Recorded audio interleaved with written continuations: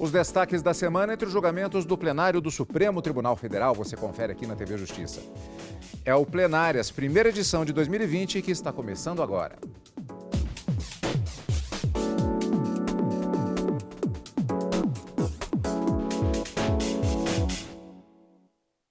Hoje com os principais momentos das sessões dos dias 3, 5 e 6 de fevereiro de 2020. Portanto, Karina, nós estamos abrindo, na verdade, os trabalhos do ano judiciário.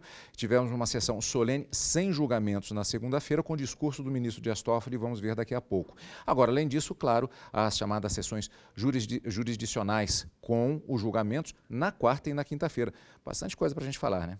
Sem dúvida alguma, Cadu. 2 julgamentos encerrados, concluídos na quinta-feira, e 2 julgamentos iniciados com temas envolvendo imunidade tributária e um tema afetado à área criminal, que fala de um marco temporal para a prescrição, a interrupção da prescrição, se é constitucional a previsão existente no Código Penal de que após a sentença, o acórdão do Tribunal de Justiça, por exemplo, na segunda instância, confirmando uma sentença penal condenatória, se o prazo de contagem da prescrição zera ou se ele apenas continua de onde já estava havendo essa contagem. Então, interrupção da prescrição é um tema que foi discutido na quarta-feira, mas o julgamento, embora já tenha uma maioria formada, não foi concluído. O ministro Dias Toffoli pediu vista para aguardar até que o ministro Celso de Mello possa compor o Supremo Tribunal Federal, já que ele está afastado em razão de motivos médicos, para que ele também possa participar dessa discussão, já que é um tema que divide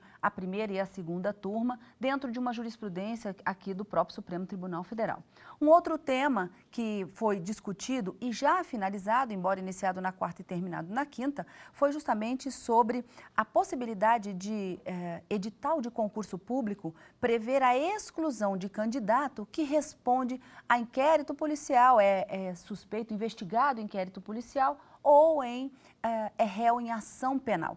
No caso concreto, envolvia um policial militar que teria sido excluído de uma inscrição que fez num curso de formação de cabos da Polícia Militar do Distrito Federal e que, justamente porque ele respondia a uma ação penal judicialmente e que teve essa exclusão definida de forma administrativa. Veio o recurso no Supremo Tribunal Federal e o Supremo decidiu que não pode o edital estabelecer esse tipo de restrição por violação ao princípio da inocência.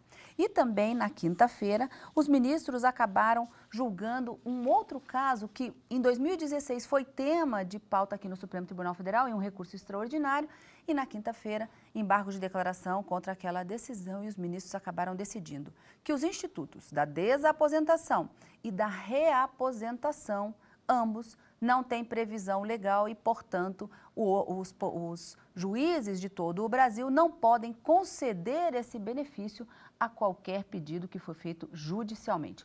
Há algumas modulações nessa decisão para aqueles que já conseguiram o benefício via judicial, com trânsito ou sem trânsito em julgado. A gente vai explicar tudo direitinho aqui no nosso programa. Mas temas de extrema importância, todos eles no plenário dessa semana no Supremo. Fatiando para o telespectador, portanto, primeira semana de retorno ao trabalho para o ano de 2020, mas vale lembrar que durante o período do recesso do Judiciário, o Supremo não esteve parado. O Supremo Tribunal Federal encerrou esse recesso do Judiciário com mais de 3.500 processos analisados. Entre 20 de dezembro de 2019 e 2 de fevereiro de 2020, os ministros Dias Toffoli e Luiz Fux, responsáveis pelo recesso judiciário, julgaram casos de repercussão nacional, como os relacionados à liberdade de expressão. O ministro Dias Toffoli suspendeu decisões do Tribunal de Justiça do Rio de Janeiro que determinaram a retirada do especial de Natal do Porta dos Fundos da Netflix e a proibição de show gospel no Réveillon de Copacabana. Já o ministro Luiz Fux negou um mandado de segurança da defesa de Suzane von Richthofen, que pretendia suspender a publicação da biografia não autorizada Suzane, Assassina e Manipuladora. Dentre os temas analisados no recesso pelo presidente da Corte, destaca-se ainda o restabelecimento da cobrança do seguro obrigatório DPVAT, o afastamento de teto diferenciado para salários de professores de universidades estaduais e o desbloqueio do Fundo Nacional de Segurança para os estados e o Distrito Federal. Os ministros Toffoli e Fux também analisaram ações sobre a criação do Juiz das Garantias, instituído pelo pacote anticrime aprovado pelo Congresso Nacional no final do ano passado. E começou nesta segunda-feira, dia 3 de fevereiro, o ano judiciário de 2020. Durante a sessão solene de abertura dos trabalhos, o presidente do Supremo Tribunal Federal e do Conselho Nacional de Justiça, ministro Dias Toffoli, destacou o empenho em fazer com que a justiça chegue a quem mais precisa para garantir os direitos fundamentais e liberdades públicas. O ano judiciário começa com a missão dos ministros de aumentar a produtividade e a pacificação nas decisões. Nós estamos muito animados com a abertura do ano judiciário, acho que será um ano tranquilo e o Supremo vai continuar com a missão de pacificar a sociedade brasileira com as decisões que profere. Conciliação acima de tudo, considerado o binômio celeridade e conteúdo. Precisamos aumentar a produção em termos de plenário. Na sessão de abertura dos trabalhos de 2020, um assunto foi unânime: os direitos fundamentais dos cidadãos. O presidente do Supremo garantiu que o tom que vai comandar o ano é o da segurança jurídica, para que o país continue a se desenvolver. O ministro Dias Toffoli reforçou o discurso de que uma justiça forte é fundamental à democracia e que essa justiça, financiada pela sociedade, precisa atender a quem mais precisa. É uma estrutura que é financiada, sim, pela sociedade, pela comunidade, pelo Estado como um todo, para se colocar a serviço, principalmente, da população mais necessitada. Em um país que ainda padece de desigualdades sociais e regionais, isso não é pouca coisa. Se temos hoje uma democracia consolidada, na qual as liberdades públicas são exercidas amplamente e os direitos fundamentais são reafirmados, isso se deve, em grande medida, à solidez do nosso sistema de justiça. Entidades do Poder Judiciário engrossaram o coro de que este ano é preciso priorizar questões sociais. Sabemos da necessidade, senhor presidente, e esse tem sido um ponto central na presidência de Vossa Excelência, de garantir a segurança jurídica para que nosso país reencontre o caminho do desenvolvimento. Também reafirmamos o nosso engajamento por uma atuação mais preventiva, buscando dirimir e reduzir conflitos em todas as áreas sociais. O vice-presidente da República, Hamilton Mourão, que representou o presidente Jair Bolsonaro, defendeu a autonomia dos poderes, como diz a Constituição Federal, e a aprovação das reformas administrativa e tributária para melhorar os serviços públicos. Serviços públicos de qualidade e a melhoria dos índices sociais e econômicos são fundamentais para que o nosso país seja mais que um Estado democrático de direito, mas um Estado democrático de direito e justo. O Estado brasileiro precisa se desenvolver em todos os aspectos: social, econômico, fiscal. Em 2020, permaneceremos empenhados e destemidos em garantir os direitos fundamentais, as liberdades públicas e moderar e pacificar os grandes conflitos do país, como forma de promover a segurança jurídica necessária à retomada do desenvolvimento. Ainda na sessão solene, foi apresentada a Carta de Serviços ao Cidadão. A cartilha explica quais serviços do Supremo Tribunal Federal podem ser acessados pela população. O material foi apresentado pelo presidente da Corte, ministro Dias Toffoli. A Carta de Serviços ao Cidadão revela o compromisso da Corte com a efetividade dos direitos dos seus usuários e com a prestação de serviços de alta qualidade à sociedade. A carta atende à Lei de 2017, que institui o Código de Defesa do Usuário dos Serviços Públicos. A norma estabelece que as instituições informem os atendimentos prestados e os procedimentos de requerimento. A cartilha está disponível no site do STF e é dividida em 3 blocos: o jurisdicional, com dados sobre processos, petições, pautas de julgamento, jurisprudência do Supremo Tribunal Federal e outras informações processuais. Já no institucional, o internauta pode acessar detalhes sobre o funcionamento do tribunal e agendar visitas para conhecer as instalações do STF e assistir às sessões plenárias. E no administrativo, estão dados sobre transparência referentes à Lei de Acesso à Informação. E na quarta-feira, dia 5 de fevereiro, a primeira sessão plenária de julgamentos do ano de 2020. Na pauta, o julgamento do habeas corpus, que discute se decisão em segunda instância, que confirma a condenação, interromperia ou não o prazo para a punição de um réu. Antes de vermos como foi a sessão, vamos saber um pouquinho mais sobre o tema. O tema é polêmico e, em dezembro de 2019, o relator, ministro Alexandre de Moraes, remeteu o processo ao plenário. A questão chegou ao STF em razão de decisão do Superior Tribunal de Justiça, que aplicou jurisprudência de 2017 do STF. O entendimento é de que, após a confirmação da sentença em segundo grau, começa a contar novo prazo para aplicar a punição ao réu.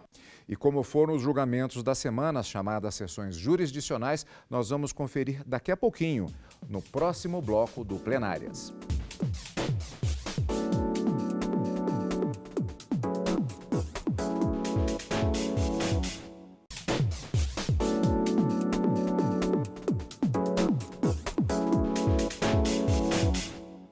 Estamos de volta com o Plenárias. No primeiro bloco desta primeira edição de 2020 do nosso programa de hoje, com os destaques da semana, nós vimos o início dos trabalhos em sessão solene no plenário do Supremo Tribunal Federal e já adiantamos tema importante em perspectiva de julgamento na sessão da quarta-feira. E é o que nós vamos conferir agora. Na quarta-feira, primeira sessão jurisdicional, o Supremo, portanto, realizou a primeira sessão de julgamentos do ano. Por maioria, os ministros fecharam o entendimento no sentido de que é inconstitucional recusar inscrição em concurso de candidato que responde a processo. Foi uma decisão por maioria.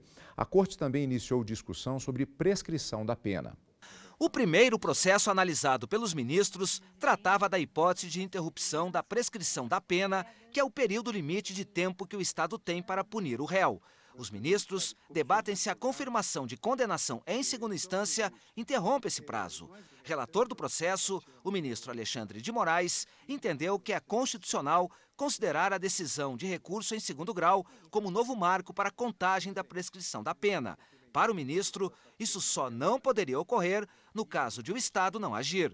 Se o Estado atuou, não pode haver, voltando aqui à expressão feliz de Câmara Leal, não pode haver uma repressão contra o mal não causado. Não houve negligência do titular. O relator foi acompanhado por 5 ministros. A lei que incide na matéria, artigo 117 do Código Penal, requer para marco interruptivo configure-se um acordo condenatório.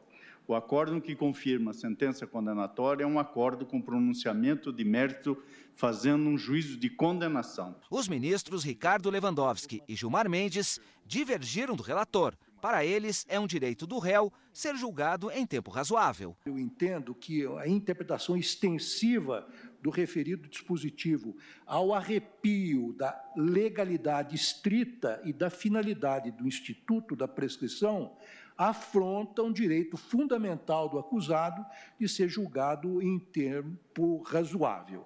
Embora já exista a maioria a favor da interrupção do prazo de prescrição de pena após a confirmação da sentença em segunda instância, o julgamento ainda não acabou. O presidente do Supremo, ministro Dias Toffoli, pediu vista para que o ministro Celso de Mello, afastado por problemas de saúde, possa também votar nesse caso. Os ministros também retomaram a análise do recurso extraordinário que trata da exclusão em concurso público de candidato que responde a processo penal. No caso em específico, um policial militar de Brasília teve a inscrição negada em concurso interno para formação de cabo. Ele é réu em ação penal por falso testemunho. O julgamento foi retomado com o voto vista do ministro Alexandre de Moraes. Para ele, a exigência de idoneidade moral, no caso, se justifica por existirem regras específicas na carreira militar.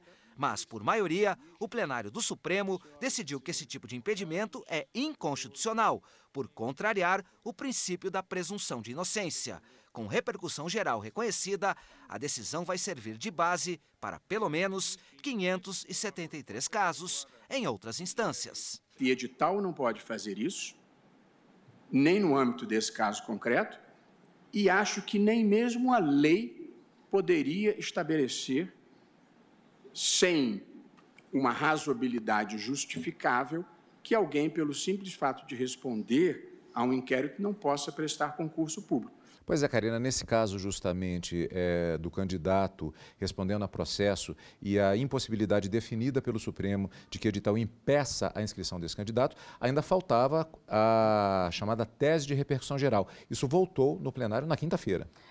A tese e o fechamento de todo esse entendimento que, por maioria, num total de 7 votos, salvo engano. Não, aqui ficou vencido apenas o ministro Alexandre de Moraes, que discordava. Para o ministro Alexandre de Moraes, o fato dele já ser policial militar, ele não poderia ter contra si o peso de responder a um processo criminal e se inscrever nesse concurso interno. Então, para o ministro, isso seria incompatível com o próprio exercício da função e, nesse sentido, ficou vencido solitariamente, vamos dizer assim, no plenário. A maioria que se formou acabou acompanhando o ministro Luiz Roberto Barroso, relator desse recurso extraordinário, e cuja repercussão geral, em razão da repercussão geral, alcançará essa decisão 573 processos sobrestados, Cadu. Então, veja a dimensão dessa decisão do Supremo Tribunal Federal.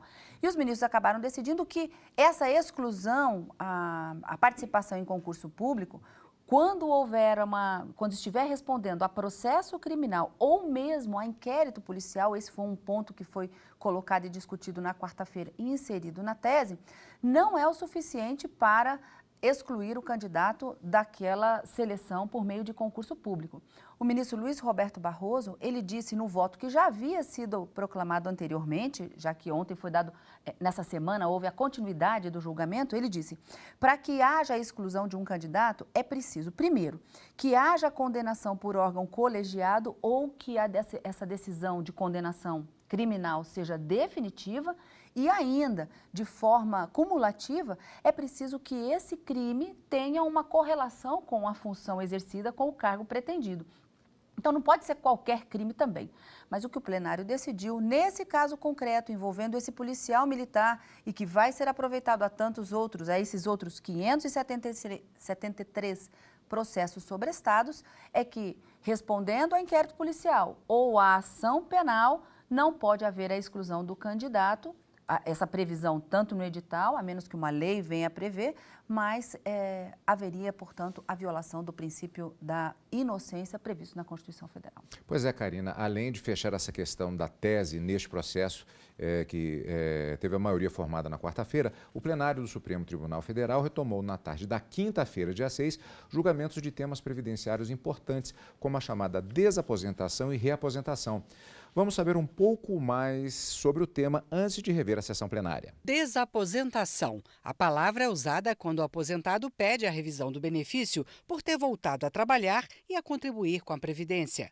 Para receber uma aposentadoria maior, milhares de brasileiros entraram com ações individuais na Justiça. E cada juiz entendia de um jeito. O impasse veio parar no Supremo Tribunal Federal. O governo estimou que, caso a Corte garantisse a revisão da aposentadoria, o impacto aos cofres públicos chegaria a 7 bilhões de reais por ano. Em outubro de 2016, por 7-4, o plenário julgou que a desaposentação é inviável, porque não está prevista na lei. A decisão passou a valer para todos os casos semelhantes na Justiça. A discussão, no entanto, não acabou. A Associação Brasileira de Aposentados e Pensionistas entrou aqui no Supremo com embargos de declaração que servem para esclarecer alguns pontos da decisão. Um deles é: como fica a situação dos aposentados que conseguiram a revisão do benefício? Vão ter que devolver dinheiro aos cofres públicos? Nós alegamos que é uma verba de caráter alimentar que serve apenas para a subsistência do segurado. Uma fonte de riqueza, ela apenas para manter um mínimo existencial ao segurado. E nós alegamos que o Pleno do STF tem uma jurisprudência pacífica sobre essa não devolução de valores em decorrência de decisões judiciais ou até de uma reanálise administrativa. E na sessão plenária desta quinta-feira, portanto, o Supremo Tribunal Federal rejeitou a possibilidade de reaposentadoria e a desaposentação. Para os ministros, aposentado que voltar a trabalhar não pode trocar o benefício por um salário mais alto, por um benefício mais alto. O julgamento foi retomado com o voto vista do ministro Gilmar Mendes. Ele acompanhou o relator ministro Dias Toffoli, que rejeitou a possibilidade de os aposentados que voltarem a trabalhar renunciarem ao benefício em troca de outro mais vantajoso, contando apenas o novo tempo de serviço. Para o ministro Gilmar Mendes, não há base legal para a reaposentação. O ato de aposentar-se é irreversível e irrenunciável, conforme estabelece o artigo 181b do Regulamento da Previdência Social. Ademais, entendeu-se que o fato de o aposentado, que continua trabalhando, recolher obrigatoriamente contribuições para a Previdência Social, decorre da natureza solidária do regime previdenciário. Voto divergente veio do ministro Luiz Edson Fachin. Para o ministro, a reaposentação tem base legal. Diferente da desaposentação, na hipótese não há inovação à míngua de previsão legal e trata-se de modalidades distintas de aposentadoria. O segurado deve cumprir todos os requisitos necessários para a concessão da aposentadoria subsequente, inclusive períodos de carência, independentemente da contagem do tempo de contribuição verificado para a primeira concessão. Os ministros também trataram da desaposentação, que é quando se recalcula o benefício, somando o período trabalhado antes e depois da aposentadoria. Isso já foi rejeitado pelo Supremo em 2016. Hoje, eles definiram que quem conseguiu a desaposentação por decisão final da Justiça não precisa devolver o dinheiro. Entendo que haja a possibilidade da decisão retroagir em relação àqueles cuja desaposentação foi garantida, não por decisão judicial provisória, mas por decisão judicial transitada em julgado. O plenário definiu também, por maioria, que essa decisão passa a valer a partir da data deste julgamento. Depois disso, os ministros retomaram o julgamento do recurso extraordinário, interrompido na sessão do dia anterior, que trata da exclusão em concurso público de candidato que responde a processo penal. Por maioria, os ministros já haviam decidido pela inconstitucionalidade desse tipo de impedimento. Na sessão dessa quinta, o plenário aprovou a tese que vai servir de referência para análise de processos semelhantes em todo o país. Sem previsão constitucionalmente adequada e instituída por lei, não é legítima a cláusula de edital de concurso público que restrinja a participação de candidato pelo simples fato de responder a inquérito ou a ação penal. Bom, já havíamos visto, portanto, essa questão da tese definida na sessão da quinta-feira, encerrada essa questão com relação ao candidato ao concurso público, respondendo a processo penal.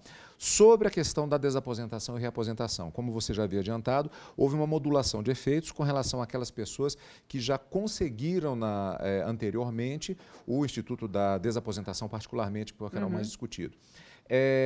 Essa modulação de efeitos trata daquelas situações em que houve trânsito em julgado, Karina, é isso mesmo? Os ministros colocaram da seguinte forma: aqueles aposentados que conseguiram recalcular a sua aposentadoria por decisão judicial, que já transitou em julgado, ou seja, não há mais recurso cabível, eles vão continuar recebendo o benefício da forma como deferida, ou seja, dentro do que foi deferido nos termos da desaposentação, vamos dizer assim. Não muda. Princípio da segurança jurídica. No entanto, aqueles que buscavam judicialmente, mas que ainda não teve, até a data do julgamento dos embargos de declaração, que foi essa semana, que até a data desse julgamento não tiveram a decisão transitada em julgado, os valores que eles já receberam em razão do deferimento dessa desaposentação, eles não terão que devolver, porque receberam de boa fé em razão de uma decisão judicial. Mas como essa decisão judicial não transitou em julgado, ainda não finalizou o processo em definitivo, a partir do momento do julgamento dessa semana, eles vão voltar a receber o valor da aposentadoria anterior que era recebido, sem contar com a desaposentação. Então, volta aquele valor original, sem o recálculo. E ainda disse que esse valor do benefício, portanto, volta a ser o valor antes da decisão judicial e esse valor é irrepetível, como disse o ministro Gilmar Mendes. Um outro ponto interessante também que os ministros acabaram modulando foi o marco temporal para se estabelecer a partir de que momento essa decisão vale. Se seria do recurso extraordinário julgado lá em 2016 ou da data do julgamento desses embargos de declaração que aconteceu nessa semana. Por maioria, fixou-se que é o julgamento desses embargos de declaração que passa a valer esse entendimento, portanto, dos institutos da desaposentação e reaposentação, no sentido de que, enquanto não houver lei, eles não podem ser deferidos judicialmente. A partir de agora, então, nenhum juiz em todo o Brasil deve conceder essa desaposentação ou reaposentação conforme pedido judicialmente. Fechada a primeira de semana de trabalhos do plenário do Supremo Tribunal Federal, iniciando 2020, Karina, encontro marcado com mais julgamentos do plenário do Supremo Tribunal Federal já na próxima semana. Na quarta e na quinta-feira, ao vivo no Direto do Plenário, e no final de semana, encontro marcado no Plenárias. Obrigado pela sua companhia, como sempre. Feliz 2020 de muito trabalho acompanhando as sessões plenárias do Supremo Tribunal Federal. Portanto, continue conosco aqui na TV Justiça.